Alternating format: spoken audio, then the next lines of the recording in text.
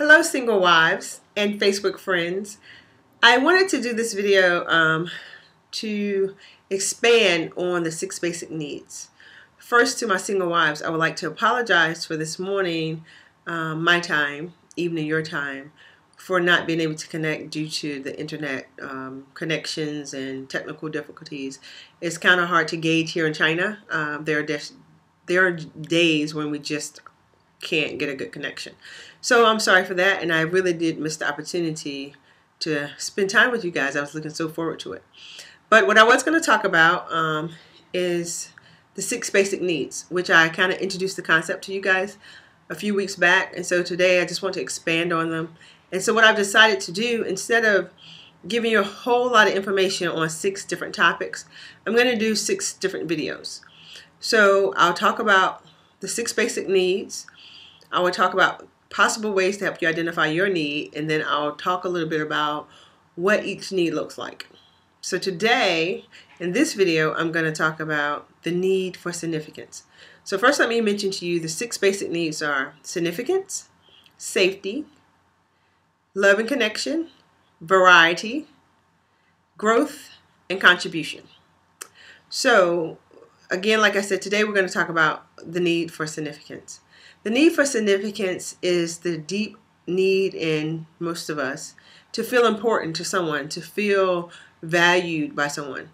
Like I mentioned before, on some level, we need all these needs. There is just our human capacity to desire each one of these needs. However, for most of us, 2 of these needs will kind of drive us more than the other 4. At any time, you may be trying to get any of the 6 needs met, but most of the time in your average day, there are going to be 2 that's kind of driving who you are. So I'll share with you guys my 2 significant needs, and then I'll just talk mostly about my first one, which is significance. So the 2 needs that drive me the most are the need for significance and the need for safety. Most times in my life, I can honestly say that I am trying to get my need met to feel significant. Perhaps being an only child helped to develop that need in my life, because I felt very significant. I felt very significant with my mother, and then perhaps there was times when I didn't so much with my father, but I was always trying to get that need met. The way I was able to identify my need, once I learned about the 6 basic needs, and I learned this technique probably about, I think it's been about 3-4 years now. So the way I was able to sit down and process, okay, once I learned about these needs, wow, which 2 drive me? So I just took some time one day and I sat down by myself and I thought about, when do I feel the most like me? Like, what brings me the most joy? When I look at the needs, when I look at significance and safety, love and connection, and variety, I kept thinking, what kind of drives me? And to be honest, I do like my 2 most important is significance and safety, but I do like variety. I am one of those people who all of a sudden want change.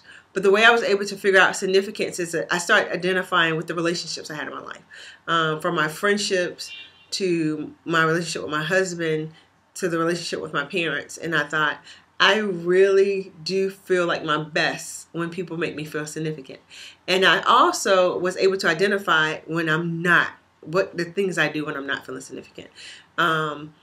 So some of the things I would do, or some of the things I would do when I didn't feel significant, is I would withdraw, or I would try to find a way to bring attention to myself, and not overtly, because it's kind of, I would think it's not my style. Other people may disagree with me, but in a simple way where maybe it's a whole group of people and everybody is focusing on one thing, but then I might pull out some pictures that I've taken because I like photography. So, and I want to share with the people in my pictures. And later I started realizing, like, wow, that's me sitting in a group of people trying to kind of make that situation about me.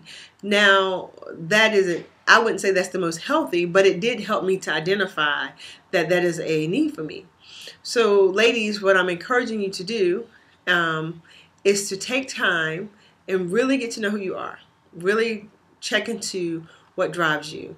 Recently, I was watching an episode of Eon Fix My Life. I'm sorry, not even an episode, a clip on Oprah.com. And I was watching this episode, and it was dealing with the couple from Love and Hip Hop. I think Love and Hip Hop New York. I don't know a whole lot about that show because I can't watch it here. But on the show, these two people have come together to be in a relationship, but they have a child, and they're fighting all the time. But one of the things that stuck with me was the young lady says in one clip, "Please stop saying that you love me, because you do not love me. Because if you love me, you wouldn't treat me like this." And I'm not sure what this was because it didn't expand, and I haven't seen the whole show, so I'm not sure how he was treating her. But she had this ideal and this notion that he couldn't love her if he was treating her poorly. But then when he talked, he said over and over again, "I do love her. I do love Erica. I do love her." And what I wanted to say was, oftentimes people I think he did love her, but he loved her the best he knew how. Perhaps the way he loved her wasn't enough, and obviously maybe not appropriate. But then in a second clip I watched, she said, "I feel invisible. You oftentimes talk about you talk about our children, but you didn't talk about me. And you didn't teach me how," I think she said, to love him, or something like that she said. But when she was saying that, it made me realize that maybe she has a strong need for significance, and she doesn't know it. And without her knowing what her need is, they was arguing all the time. Because one of the arguments was about her posing or putting pictures on the internet, like on the social media, of her dressing inappropriately and exposing herself. And if she's doing that, that is a way to feel significant. Getting likes or hitting people, having people talk about you on tweets, that's a way to feel significant. It may not be the most effective way or the best way to do it, but like I said, regardless of whether it's positive or negative, we're always trying to get our needs met. So a better way, if she understood her 6 basic needs, maybe she could have explained to him, "You keep saying that you love me, but I'm constantly feeling left out. You do not make me feel significant. And my greatest need is to feel important to you and to those people that say they love me.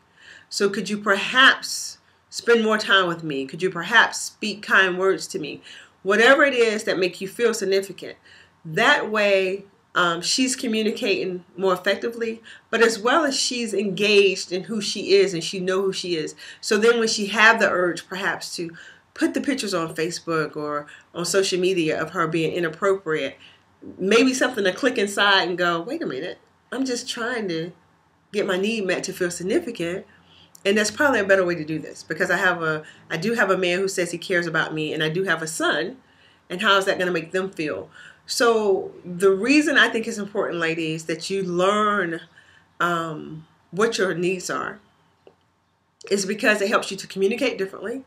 It also helps you connect with yourself, and it helps you make better decisions, because now you're making decisions from your need instead of some knee-jerk reaction and out of emotion, and then you're making decisions you regret and you don't understand why.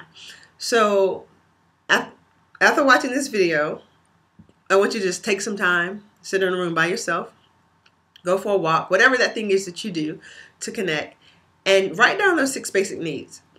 The need for significance, for security, love and connection, variety, growth, and contribution. And think about, like, when do I feel the most like me? Even in my friendships with my girlfriends, if you have children, with your children, when do you feel most like yourself, like your better self? Even in your job, like those days that you feel great, what need is it meeting? And that can help you identify your need. So again, my name is Kenesha Berry. I am CB Life Coach 09 at Gmail. If you want to get in touch with me, you can hit me up there, ask me any questions you like. Also, you can find me on Facebook at Berry Thoughtful Life Coaching. And recently I've just put out my first book. It's called Think Your Way to a Better Marriage. And it's all about techniques and tools, really ways for self-discovery. And I wrote it for married couples because I am married and I do have a heart for marriage. But oftentimes I see marriages falling apart because the couples individually, they don't know who they are. So I know that if you're a better you and the more you know about you, the happier marriage you will be. So ladies, go out, get my book. And if there are any guys watching this on Facebook, I suggest that you get the book too. And I hope you guys have a wonderful, blessed day. Bye-bye.